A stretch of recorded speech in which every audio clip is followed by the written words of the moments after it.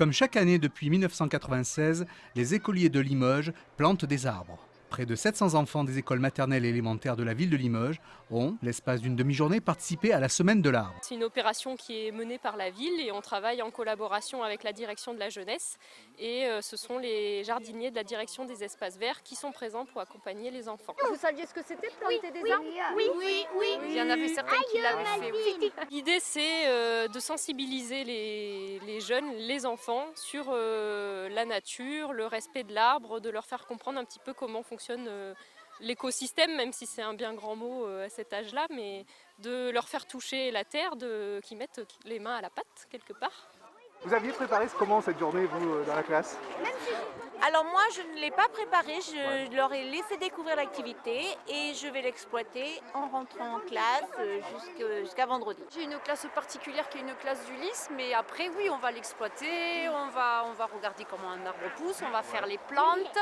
Et donc oui, c'est pas une action d'un jour, c'est le point de départ d'un programme, d'un projet. Il y a vraiment de nombreuses matières qui vont se greffer dessus, production d'écrits, sciences, vocabulaire, plein de choses.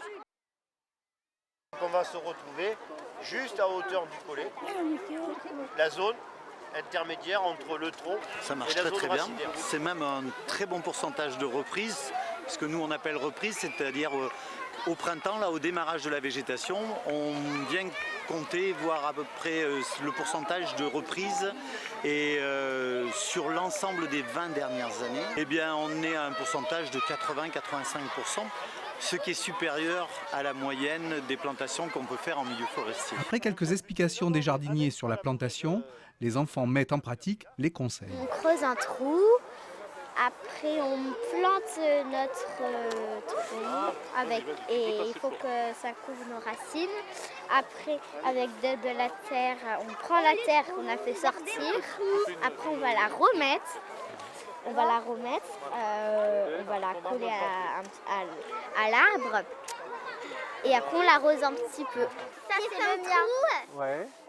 Après, on a mis l'arbre et après on l'a recouvert. Maintenant, continue. Hop, tu mets ton pied. C'est bien. C'est bon. Les jardiniers sont des gens passionnés, on en a encore aujourd'hui, beaucoup. La preuve, ils se sont tous portés volontaires pour...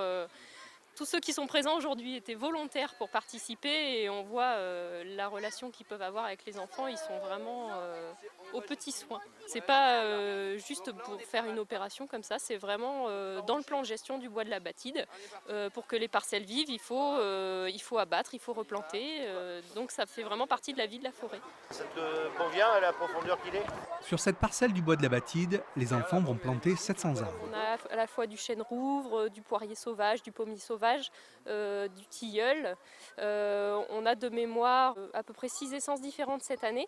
Donc on s'adapte effectivement en fonction du lieu où on se trouve, de la parcelle où on se trouve.